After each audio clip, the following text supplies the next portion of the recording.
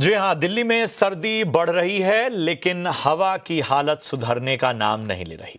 वैसे राजधानी के ऊपर स्मॉग की मोटी परत जो छाती है, वो शाम होते होते लोगों की सांसों को जकड़ लेती है। लोगों का बाहर निकलना मुश्किल होता जा रहा है।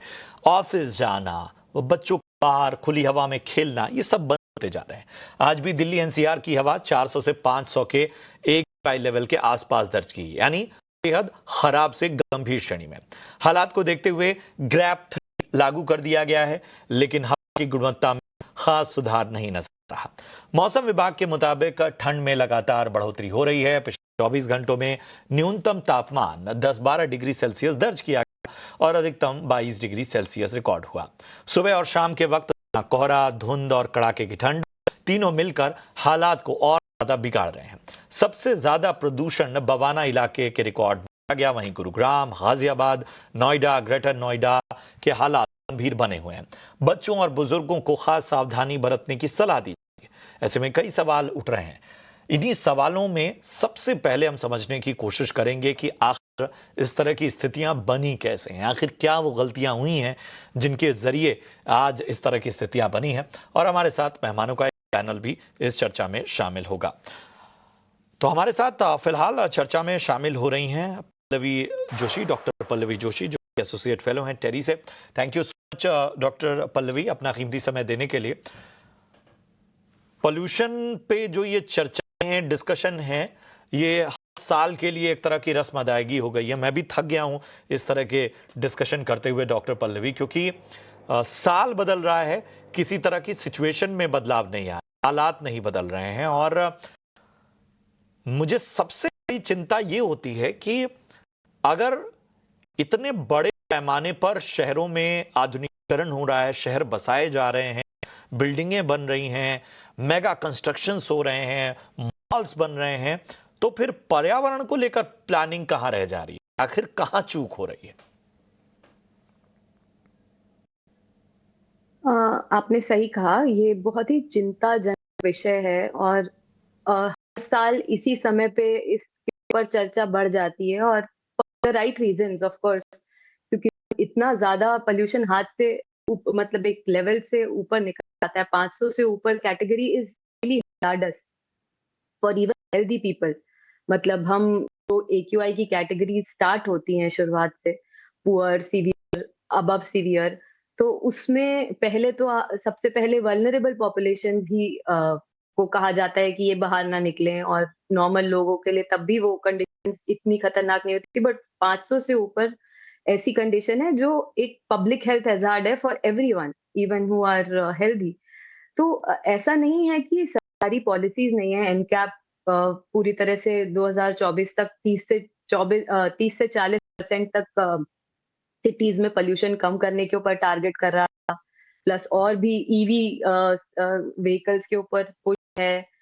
और उसके अलावा प्रधानमंत्री उज्ज्वला योजना जो आई है, उसकी वजह से काफी सारे घरों में अब बायोमास बर्निंग, जो चूल्हे पे वो बायोमास जलाकर खाना बनाया जाता था, उसकी जगह अब लोग LPG पे शिफ्ट हो रहे हैं। तो सुधार तो हुआ है, बट दिल्ली के पोल्यूशन में क्यों सुधार नहीं आ रहा है? क्योंकि जो सोर्सेज दिल्ली को अफेक्ट करते हैं वो कहीं ना कहीं बने हुए हैं, और सोर्स में कुछ बहुत ज्यादा फर्क नहीं है। हम जो ग्रैप की बात कर रहे हो, इमरजेंसी सिचुएशन में लगता है, पर पूरे साल ही बेसलाइन में ये सोर्सेस बने रहते हैं। और वो बिकॉज ऑफ मीटरोलॉजी, जब ठंडा माहौल बन जाता है, ठंडी हो जाती है, तो उस लेयर में वो ट्रैप हो जाता है। दिल्ली का बोल स्ट्रक्चर है geographically, between the Himalayas and Aravallis के बीच में एक प्लेन्स में दिल्ली लाई करता है, और यहाँ पर ये ट्रैप हो जाता है। तो ये एक ऐसा माहौल बन जाता है जिसमें it becomes a problem which can't be, it becomes a unsolvable problem at this time. If we have to actually tackle it, हमें बहुत साल भर इस पे काम करना होगा, जिससे कि हम स्थिति तक ना पहुंचे। और मतलब वो जो कहते हैं ना, एक्शन प्लान, अगर इस शब्द को आप देखें तो इस एक्शन प्लान में प्लानिंग बहुत, एक्शन कम नजर आ रहा है। और ये तात्कालिक उपायों से अब काम नहीं चलने वाला। शायद हमें इसे एक इमरजेंसी मानकर अब पॉलिसी लेवल पर बाकी स्टेक होल्डर्स को कहीं ना कहीं एक्शन लेना होगा। हमारे साथ जानी मानी एनवायरमेंटलिस्ट भावरीन कंधारी जुड़ चुकी हैं। भावरीन, थैंक यू सो मच अपना समय देने के लिए। और मैं एक उदाहरण के साथ आपके पास आऊँगा। अभी कुछ दिनों पहले दिल्ली एनसीआर में रहने वाले मेरी एक मित्र ने एक बड़ा पीड़ादायक पोस्ट लिखा कि वो अपने बच्चे को अपने मतलब उनके लिए बड़ा ऐसा हो गया है कि वो अपने बच्चे को आज सुबह की नहीं दिखा पा रही हैं, या वो अपने बच्चे को दिन का उजाला नहीं दिखा पा रही हैं, क्योंकि उनके बच्चे को कमरे में भी कैद रहने को मजबूर होना पड़ रहा है। मतलब हमने कैसी दुनिया बना दी है कि हम दिल्ली एनसीआर, गुरुग्राम, सपनों की नगरी कहकर इसे बेच रहे हैं। यहाँ पर एमिनिटीज और बाकी चीजों के दावे किए जा रहे हैं, करोड़ों के फ्लैट्स बिक रहे हैं, लेकिन सांस बड़ी महंगी हो गई है, वो भी बच्चों के लिए।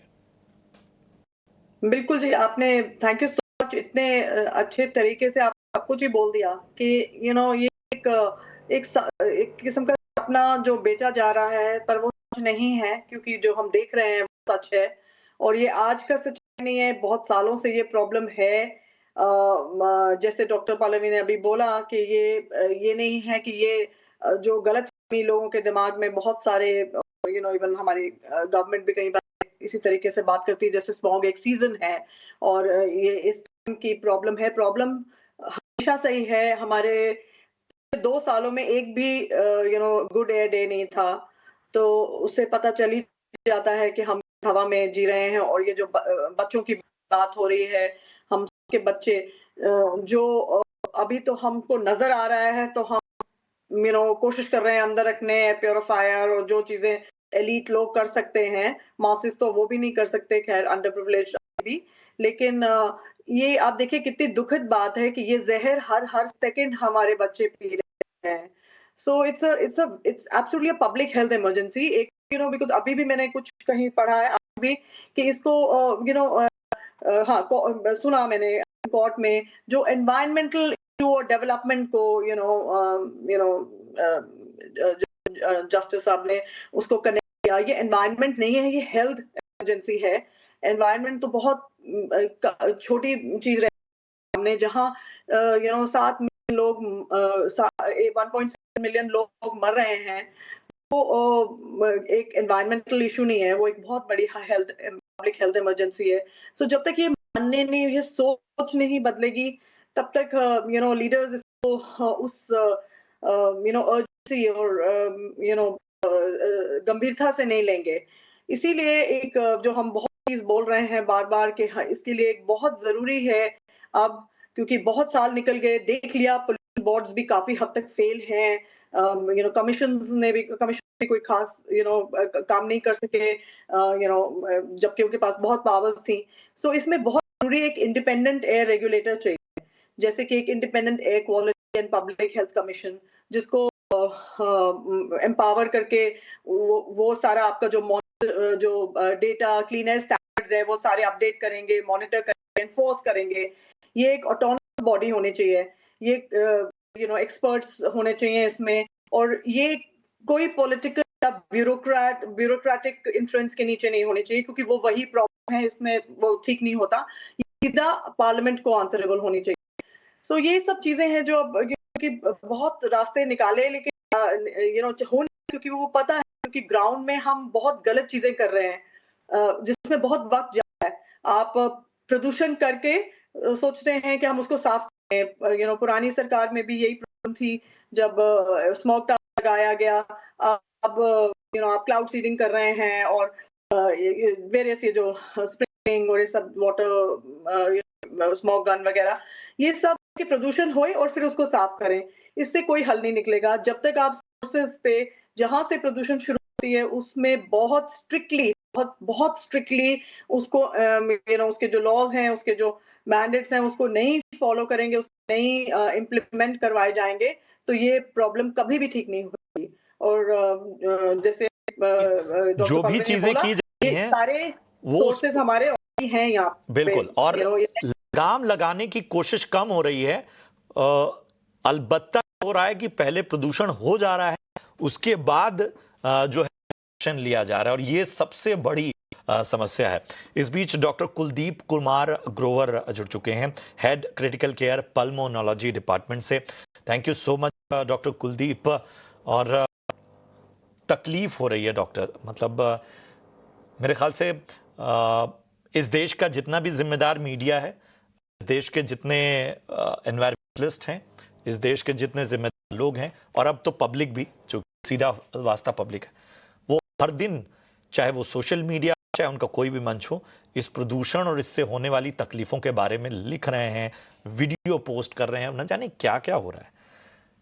इन सब के बावजूद अगर इसे कोई हेल्थ इमरजेंसी ना माना जाए, मतलब कोर्ट खुद सामने आके कह रहा है कि इसे आप प्रदूषण से ऊपर ले जाइए, ये बहुत बड़ी चीज हो चुकी है, और मतलब कोई इलाज ही नहीं है। मतलब हमें जरा बताइए, आप तो मतलब ओपीडी में आजकल तकलीफें देख रहे होंगे, बच्चे, बुजुर्ग, हर कोई परेशान है।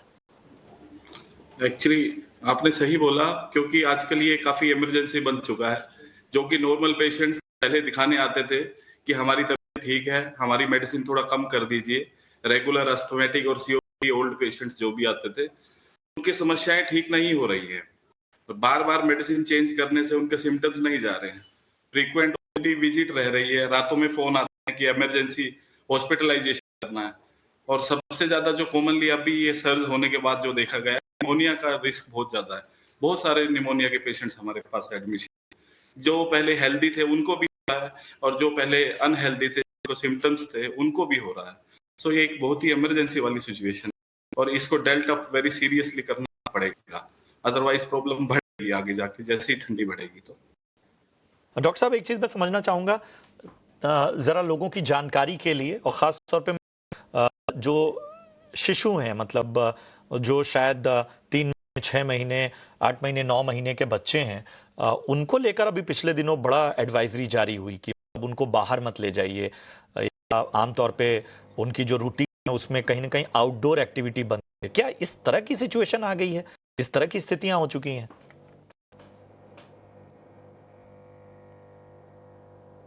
यस, हाँ, ऐसी सिचुएशन आ चुकी है, क्योंकि बच्चे जब भी अगर बाहर खेलते हैं तो उनको फ्रीक्वेंट, बहुत कॉमन जो सिम्टम चल रहा है वो आजकल कफ है, जो कि बिल्कुल जा ही नहीं रहा है। घर के नुस्खे और जो भी हम यूज करते हैं, स्टीम देती है मदर्स, पेरेंट्स, उससे भी ठीक नहीं होता। तो एक कफ रहता है जो कि बहुत ही अलार्मिंग सिम्टम, जो कि पोल्यूशन एक्सपोजर में बच्चों को कफ सिम्टम अगर फ्रीक्वेंट और बहुत ज्यादा होता है तो वो डेवलप वेरी सीरियसली है, क्योंकि वो एकदम फीवर और वायरल इन्फेक्शन में चेंज हो जाता है। इसलिए बच्चों को तो बहुत ज्यादा प्रिवेंशन की जरूरत है। इतनी ज्यादा हाई पोल्यूशन इंडेक्स और एयर क्वालिटी बैड में बच्चों को बिल्कुल भी बाहर खेलने नहीं देना है। और अडल्ट्स जो भी कोमोर्बिडिटीज वाले हैं, जिनको डायबिटीज, शुगर है, उनके सिम्टम्स को वॉच करते रहना है, और शुगर और सारी चीजें कंट्रोल होनी चाहिए, तभी आपकी इस रेस्पिरेटरी प्रॉब्लम को फॉर नाउ हम मैनेज कर सकते हैं। अदरवाइज ये problem to hospitalisation and ICU बहुत ज्यादा कॉमन है आजकल की। बिल्कुल, और मैं सिनेरियो। बड़ा बड़ा हैरान रह जाता हूं कि एक वक्त था जब बच्चों को बड़े बहुत बुरी स्थिति में ऐसा होता था कि उन्हें नेबुलाइजर या इस तरह की किसी प्रक्रिया से गुजरना पड़ता था, मतलब वो बड़ा एक्सट्रीम होता था इस तरह की।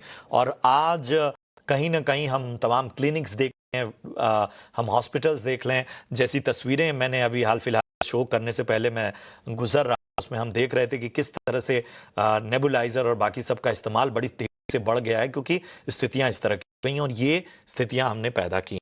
डॉक्टर पल्लवी, हमें ये बताइए कि नई नई टेक्नोलॉजी जैसे क्लाउड सीडिंग है, या जो खासतौर पे एक आर्टिफिशियल रेन वाली चीज़ें हैं, क्या हमारा साइज या हमारा जो पूरा एटमॉस्फेयर है, खासतौर पे जो इलाका है, ये इन सारी टेक्नोलॉजी में कहीं ना कहीं फेल हो जा रहा है, या हम उस तरह की एक्सपर्टीज का सहारा नहीं ले रहे हैं? हम कहीं ना कहीं इसको बस तुरंत, चूंकि अभी समस्या है तो अभी का इलाज कर दिया जाए, तो उसमें बहुत ज्यादा R&D करने से बच रहे हैं।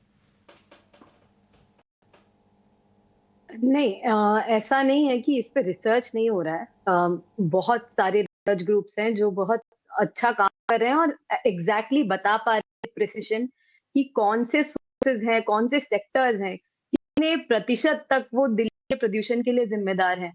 और इनफैक्ट ना तो सिर्फ सेक्टर्स बट कौन कौन से एरियाज। सो एयर पोल्यूशन जो होता है वो एक लोकल प्रॉब्लम नहीं है, वो एक ट्रांस बाउंड्री इशू होता है।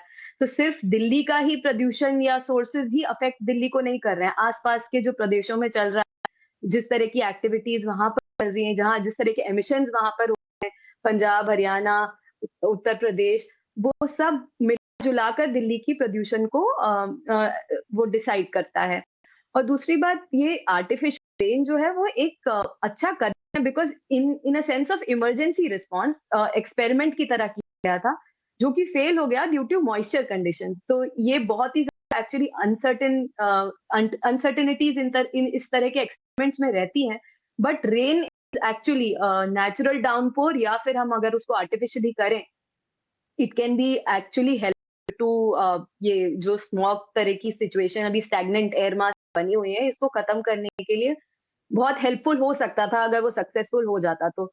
और रिसर्च डेफिनेटली चल रहा है, उसको इन अकाउंट लेना बहुत जरूरी है। जो गवर्नमेंट्स हैं उनको अब अगर हम बता दें एज रिसर्चर्स कि कौन से सेक्टर्स हैं जो पल्यूट कर रहे हैं, इट्स वेहिकुलर पोल्यूशन, तो हमें we have to take stringent actions. मतलब अगर ईवी की तरफ मूव करना है या रेस्ट्रिक्शन लानी है, पर हाउस होल्ड कितने व्हीकल्स होने चाहिए, किस तरह की या फिर जो एमिशंस हैं ड्यू टू इंडस्ट्रीज, उनमें कंप्लायंस है या नहीं, तो ये अगर हम एक तरह से रिसर्च से अपने निकाल रहे हैं, तो उस चीज का पालन होना चाहिए, इम्प्लीमेंटेशन होना चाहिए from the state level, strict measures लिए जाने चाहिए।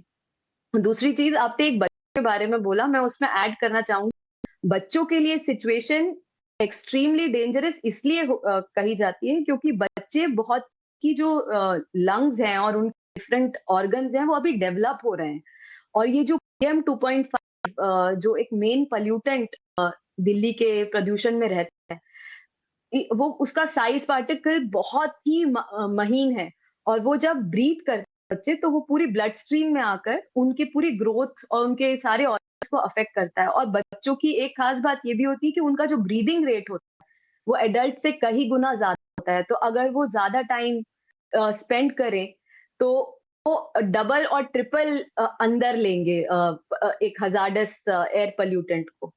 तो उनके लिए इसीलिए आउटडोर्स रेस्ट्रिक्शन लगाना इस समय पे जायज है, बिल्कुल। और वो बहुत ज़रूरी है कि ताकि जो बच्चे हैं वो और ज़्यादा मतलब कम से कम स्थिति में उनकी और परेशानियां ना बढ़ें, लेकिन है तो बहुत दुर्भाग्यजनक स्थिति।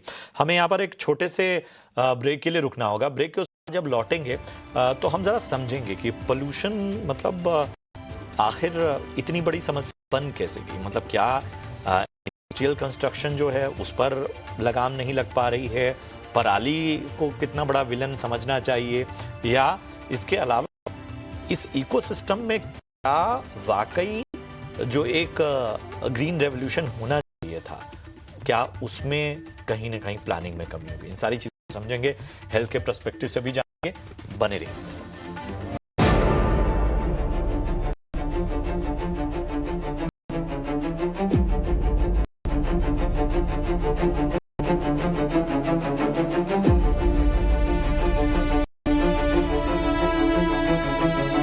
ब्रेक के बाद सांसों पर संकट। जी हाँ, सीधे तौर पर हम ये इसलिए कह रहे हैं क्योंकि जो स्थितियां दिल्ली NCR में बनी हैं वो सामान्य नहीं है। सुप्रीम कोर्ट ने खुद संज्ञान लेते हुए इसे हेल्थ इमरजेंसी के तौर पर ट्रीट करने की बात कही है। भावरीन, इंडस्ट्रियल कंस्ट्रक्शन पे मैं इसलिए बात करना चाहूंगा क्योंकि यहाँ बड़े पावरफुल लोग इन्वॉल्व होते हैं, बिल्डर, बड़ी बड़ी चीजें, उसमें पैसे से लेकर पावर सबका इन्वॉल्वमेंट है।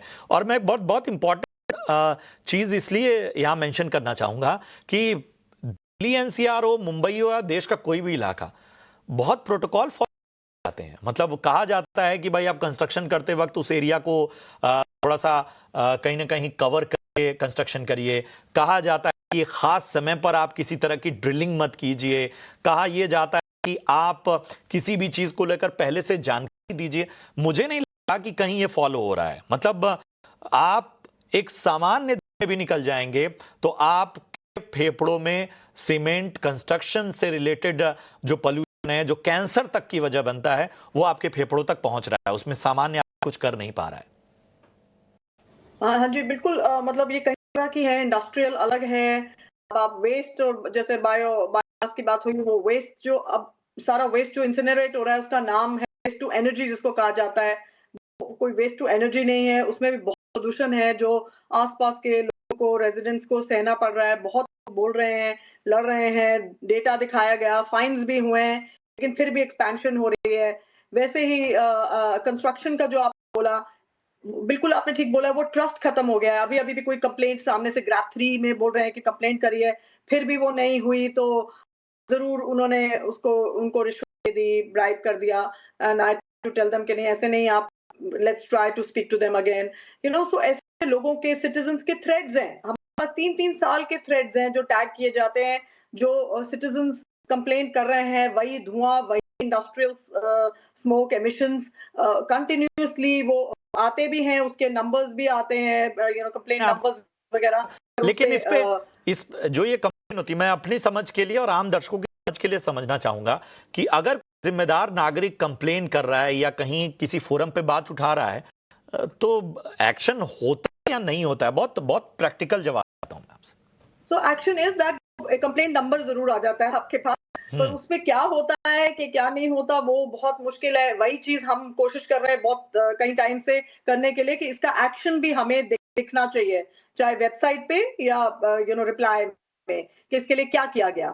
सो बड़े इंडस्ट्रीज या बड़े कंस्ट्रक्शन साइट्स के कह रहे हैं, अब कई कंस्ट्रक्शन साइट जैसे पिछले साल भी एक कोर्ट केस में ही 11 कमिश्नर बने थे और वो लोगों ने जमीन पे जाके बहुत चीजें सामने लाई, वो रिपोर्ट वहां पे कहीं पड़ी है, लेकिन उसमें यही दिखाया गया कि एक जैसे बहुत बड़े प्रोजेक्ट है, उनका एक दिन का फाइन, मैक्सिमम फाइन 10 लाख है और वो उन्होंने किया, पर उससे कोई उनको फर्क ही नहीं पड़ता क्योंकि वो उनके लिए कोई अमाउंट ही नहीं है। एक चीज वो रोज में आती है कि फाइन का जो स्तर है, एक चीज है कि मतलब सच में ये फाइन 3 गुना 4 गुना ऐसा कर दो कि वो एक नजीर बन जाए, एक एग्जाम्पल। नहीं, उससे भी नहीं, जो जिनके पास इतने पैसे हैं, जो बहुत बड़े हैं, उनको कोई फर्क नहीं पड़ेगा। इसके लिए प्रोसिक्यूशन चाहिए। आपने एक बारी फाइन किया, दूसरी बारी आपने फाइन किया और तीसरी बारी प्रोसिक्यूट होंगे, आप जेल जाएंगे। इसके अलावा कभी भी कोई चीज नहीं होगी। आफ्टर ऑल आपने अभी बोला हमारे बच्चों की जिंदगी कम हो रही है, कितने साल कम हो रहे हैं, हमारे बच्चे के लंग्स में मिट्टी PM 2.5 भरी हुई है, और तो हम कैसे इसको फॉरगिव कर सकते हैं? आप, ये क्रिमिनल है, यू नो। सो क्रिमिनल को आप कोई ऐसे जाने नहीं दे सकते। बाकी वैलिड पॉइंट। अगर कोई जानबूझकर अपनी लापरवाही से आम नागरिकों की सेहत को कहीं ना कहीं कॉम्प्रोमाइज कर रहा है अपने किसी भी एक्ट से, तो उसे कहीं ना कहीं एक क्रिमिनल एक्ट के दायरे में लाना बहुत जरूरी है और शायद एक नज़र बनानी आवश्यक है, उदाहरण सेट करना बहुत जरूरी है। कई मामलों में बहुत बड़े जब फैसले होते हैं तब जाकर उसमें एक असर देखने को मिलता है। डॉक्टर हमें बताइए कि किस तरह की सावधानी बरती जाए? मास्क लगाना ये बेसिक्स तो हैं, लेकिन जो लोग सांस से संबंधित दिक्कतों से सामना कर रहे हैं, एलर्जिक हैं या हाई BP है, बुजुर्ग हैं, उन्हें क्या सावधानी बरती जाए? और जो लोग मेडिकेशन पे हैं उनके लिए राय दीजिए कि वो कितना स्ट्रिक्टली फॉलो किया जाए। देखिए, इतना सारा जब पोल्यूशन है, सबसे 3 बातें मैक्सिमम पेशेंट को हम लोग बोलते हैं। पहला तो अपनी कोई भी क्रोनिक प्रॉब्लम है उसको कंट्रोल करना जरूरी है। अगर आप CLD के पेशेंट हैं, COPD के पेशेंट, अस्थमा के पेशेंट हैं या हार्ट पेशेंट है, सारी बीमारियों को कंट्रोल रखें। अगर वो अनकंट्रोल्ड है, ऑब्वियसली इतने ज्यादा धुएं और इतने ज्यादा स्मोक में अनकंट्रोल कुछ भी हो सकता है। अगर शुगर है वो अनकंट्रोल होगा तो कोई भी प्रेसिपिटेट हो सकता है, CLD, COPD। अस्थमा के पेशेंट्स हैं, इनहेलर रेगुलर, अपना अस्थमा कंट्रोल रखें। और मास्क की जहां तक बात है, मास्क N95 ही है जो इसमें प्रोटेक्ट कर सकता है, क्योंकि नॉर्मल मास्क इसमें नहीं हेल्प करेंगे और वो आपको कंटिन्यू लगाना है। ऐसा नहीं कि आप लगाएंगे ऑफिस वर्क पे, बाहर निकलेंगे तो हटाएंगे उसको। कंटिन्यू लगाने से ही आप अपना एक्सपोजर बचा सकते हैं। Outdoor running, outdoor activity, outdoor कोई भी कार्य इस स्थिति में बिल्कुल करना बिल्कुल ठीक नहीं है, क्योंकि प्रॉब्लम कुछ ज्यादा ही होगा। हाँ, और अगर 60 साल से ऊपर है तो वैक्सीनेशन बहुत जरूरी है। 60 से कम में भी वैक्सीनेशन जरूरी है। फ्लू की वैक्सीनेशन, न्यूमोकोकल वैक्सीनेशन जो कि निमोनिया की है, काफी इफेक्टिवनेस रहती है क्योंकि उससे सीरियसनेस ऑफ डिजीज काफी कम हो जाता है। सो वैक्सीनेशन का हम पेशेंट्स को बहुत ज्यादा बताते हैं, करना भी चाहिए, क्योंकि आपको फ्रीक्वेंट फ्लू और फ्रीक्वेंट वायरल इन्फेक्शन ज्यादा होता है इसमें, क्योंकि जितना P2.5 तो आपके लंग्स और हार्ट ज्यादा सेंसिटिव होंगे और प्रॉब्लम्स होंगी। चलिए, हमने कोशिश की जानकारी देने की, हमने कोशिश की आपको जागरूक करने की, हम सवाल भी सिस्टम के सामने उठा रहे हैं, समाधान सब सामने, लेकिन शायद इस पर बहुत गंभीरता से तमाम स्टेक होल्डर्स को सोचना होगा। शुक्रिया करेंगे अपने तमाम गेस्ट का, एक्सपर्ट्स का, डॉक्टर पल्लवी, इसके साथ ही भावरीन जी और डॉक्टर कुलदीप, आप सभी का बहुत बहुत धन्यवाद अपना समय देने के लिए और अमेजिंग इनसाइट्स। उम्मीद करते हैं कि इस चर्चा से थोड़ी बहुत स्थितियां बेहतर हों और कम से कम बात पहुंचे। स्वदेश विशेष आज की चर्चा में इतना ही। अपना ख्याल रखिए, दीजिए इजाजत, नमस्कार।